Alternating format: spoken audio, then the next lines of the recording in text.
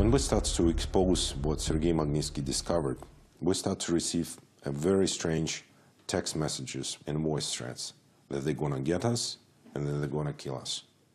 You got those here in London? Yes. This is the message, voice message that has been received by one of my colleagues on our corporate phone from Russia. I'm coming for you. I'm coming for you. I'm gonna support you.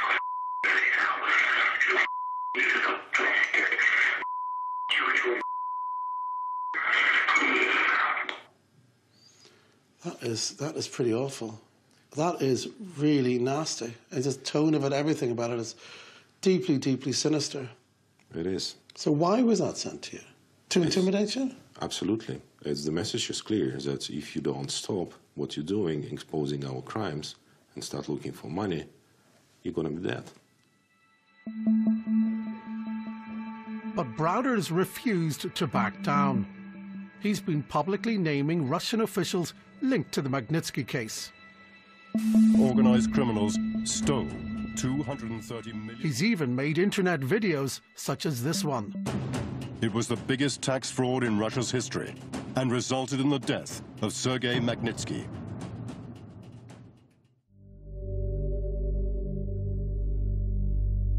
Weeks after this video appeared online, Hermitage lawyers were contacted by a man claiming to have inside information about the fraud. His name, Alexander Perepelichny. Perepelichny handed over confidential bank documents. They showed money transfers into Swiss bank accounts linked to some of the Russian officials who had helped approve the fraudulent tax refund. Hermitage's war with Moscow was about to escalate. We took those documents, gathered them together, put together a very detailed, articulate criminal complaint. And so in January of 2011, we filed the criminal complaint with the Swiss police and the Swiss prosecutors. The Swiss took the information seriously. They froze bank accounts and even had meetings with Perepelichny.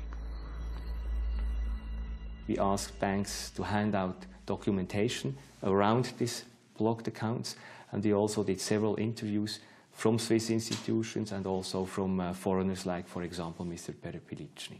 What is the current state of play? Are those bank accounts still frozen? Is the investigation continuing? The investigation is continuing in a final stage. The bank accounts are still frozen.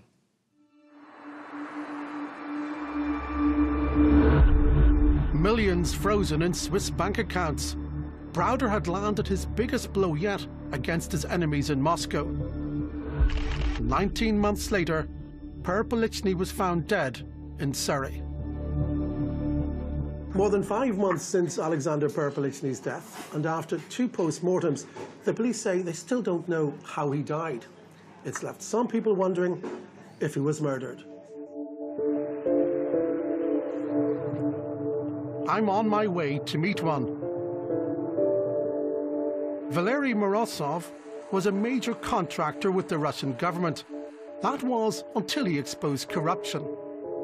He's been living in the UK for more than a year because he says Russia is too dangerous for him. He now helps other whistleblowers who were under threat. There is a hit list, I was told, which was found by the Russian Home Ministry, by Russian police. And in this list, there are from 8 to 10 Russian citizens living in London. Perepelichny was in this list. They're under threat from who exactly? From criminals. Where is that information coming from? From the present police officers, which are working for the police and with who are my friends, and sometimes they give information.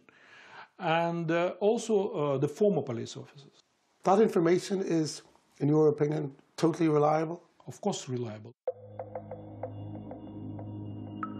We understand that Perepelichny had many enemies in Russia and that he had lost around $100 million of investors' cash. So it's difficult to say if this hit list had anything to do with his role as a whistleblower. But we've been told Perpelichny had received threats because of his dealings with Hermitage. He had fallen out with a bunch of extremely dangerous characters. He had come to the UK and given us highly compromising information about those characters that we then took to the Swiss police and froze their money. And God knows what other types of information he had and what other threats he might have been making to expose. One MP is particularly worried about the questions surrounding Perpelichny's death. In the absence of a natural cause of death, then it's inherently suspicious. He gives evidence in money laundering proceedings in Switzerland linked to the biggest tax fraud in Russian history. A matter of months later, he's found dead. Do you think he could have been murdered? Yes, I think it's a distinct possibility. What would be the implications if it turned out that Alexander Perpelichny had in fact been murdered? I think there would be diplomatic uproar, and I think it would be probably the biggest diplomatic incident with Russia since Litvinenko. No doubt about that.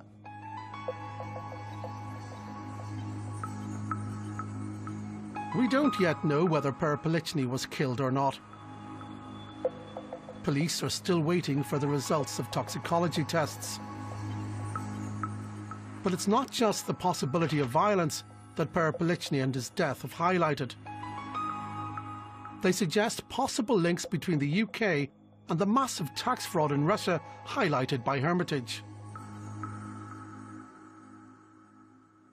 The documents that Alexander Perpelichny gave to Hermitage didn't just point the finger at Russian officials.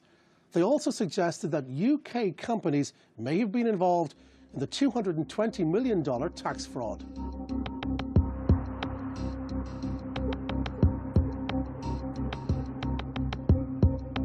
Perpelichny wasn't alone in raising suspicions about UK companies. While in Moscow, I went to meet a Russian journalist who claims he has documents showing where millions of dollars of the fraud money went.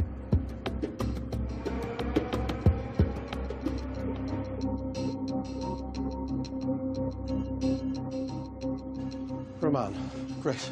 Thanks very much. So you've got some stuff here you can show me. Of course.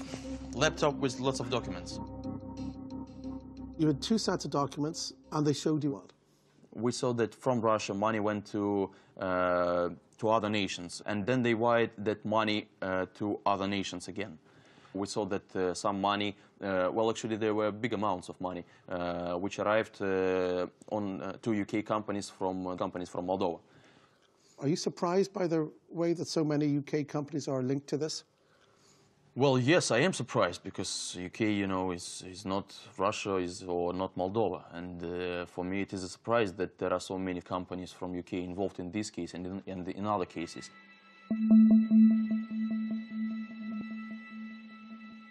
All of the UK companies that we looked at in these documents had bank accounts in Eastern Europe. They've also all been dissolved.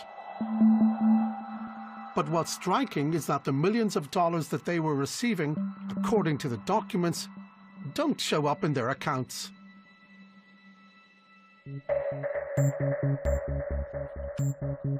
We took our evidence to one of Britain's leading experts on money laundering. What do the transactions in our documents show? They indicate that somebody has used UK corporate entities to launder the proceeds of crime in Eastern Europe. You're certain of that? Unless somebody offers me an explanation as to why money has flowed into these companies' bank accounts in Eastern Europe that does not relate to the Russian tax fraud, the answer is yes, of course I am, because there is no other explanation that I can see. The Hermitage case has highlighted fears about Russian crime in the UK. Some are calling for a new law to make it harder for corrupt foreign officials and human rights abusers to come here. Last March, I led a campaign backed by 5 former foreign ministers with overwhelming unanimous support from the House of Commons on all sides, calling on the government to introduce a UK bill which is the equivalent to a Magnitsky Act, and that means mandatory visa bans for people with blood in their hands or links to organised crime, but also freezing their assets in this country. We don't want Britain to become a playground for these gangsters, let alone a battleground for the violence that tends to follow. The UK government has so far resisted calls for a Magnitsky Act. It says it already has the power to keep human rights abusers out of the UK. Bill Browder's not impressed. We have one thing in this country that the Russians covet, which is being able to come here, be safe here, educate their children here, and they value it tremendously. This is the only leverage this country really has with Russia, and to ignore it and not use it is weak.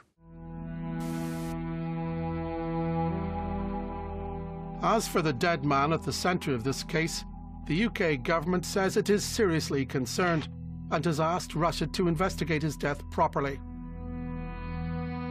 But Russia has already closed its investigation and nobody was found responsible. President Putin insists the West has this case all wrong. Господин Магнитский, как известно, не был каким-то правозащитником, он не боролся там за права человека. Он был юристом господина Браудера, который подозревается нашими правоохранительными органами в совершении преступлений экономического характера на территории Российской Федерации. Putin's Russia now has Bill Browder on trial in Moscow for alleged tax evasion. The courtroom cage is empty because Browder refuses to attend and because the other defendant is dead.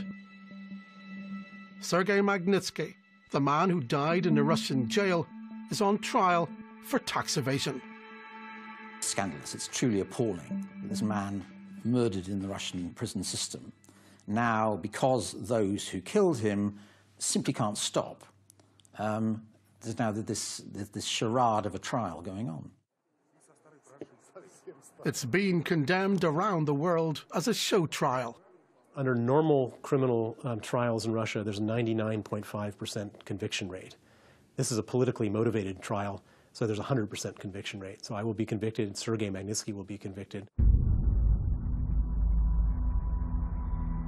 We wanted to speak to the Russian authorities about the Magnitsky case. We approached the Russian Prime Minister and the Russian Interior Ministry. We also approached the Russian ambassador in London. Nobody wanted to be interviewed. The man who used to be the UK's top diplomat in Moscow says it's time to get tough with Russia. We are the Western country with the strongest link to him, and I therefore like to think that we should be in the forefront of dealing with what happened to him. So there should be a Magnitsky Act similar as to what's come into effect in the US? Yes, it seems to me that Europe can do no less than the US has done.